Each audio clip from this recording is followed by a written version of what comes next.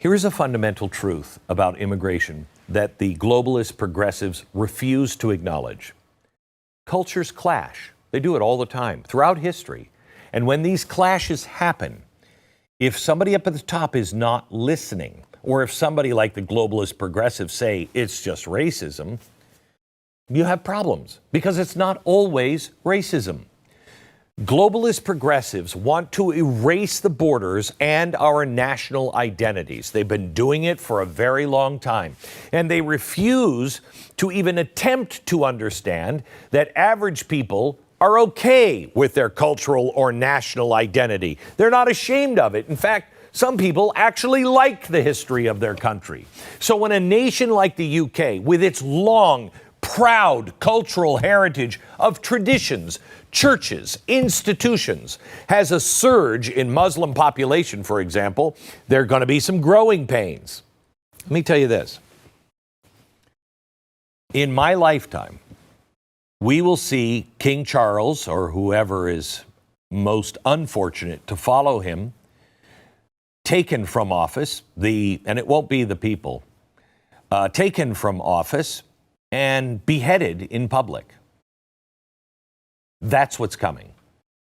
In my lifetime. In 2001, 3% of Britain's population was Muslim. 3%.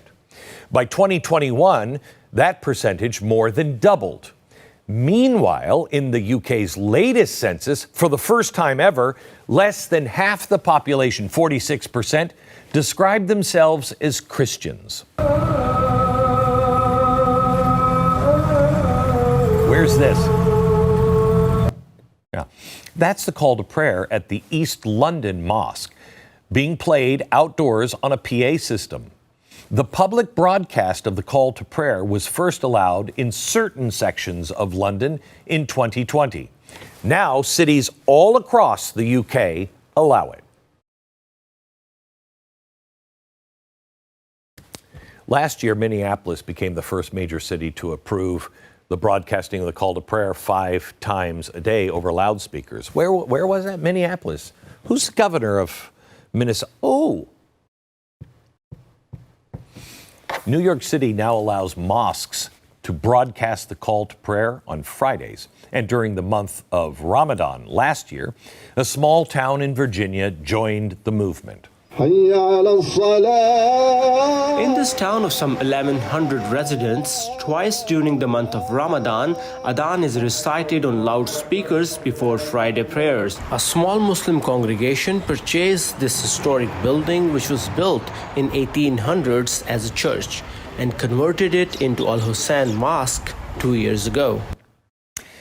Gee, an old church.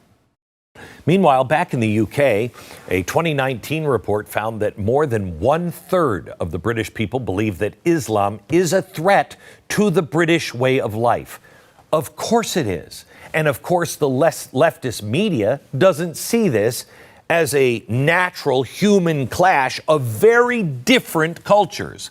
They see an alarming rise of the far right, of racists and Nazis.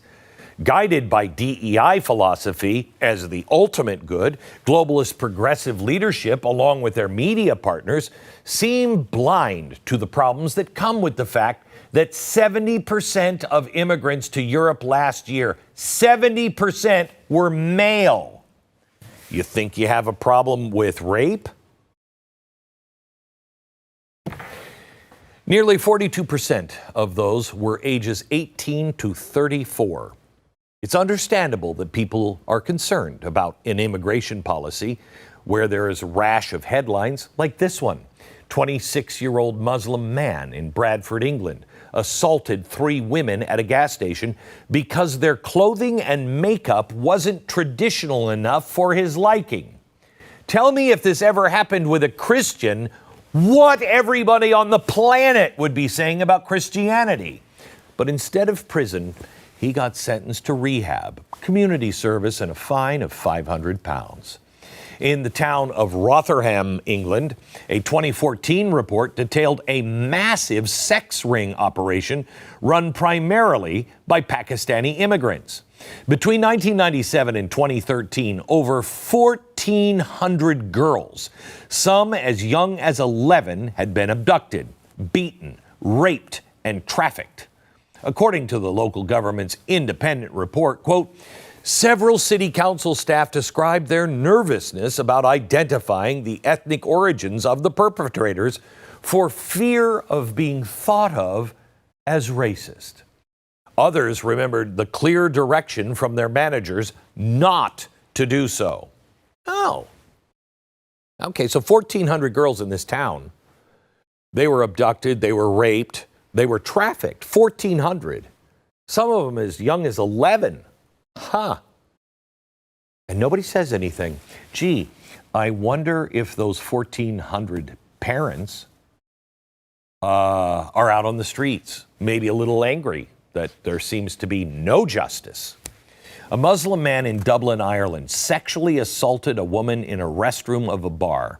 The man had refused asylum, or had been refused asylum in several EU countries. And so then he eventually ended up in, where else? Ireland.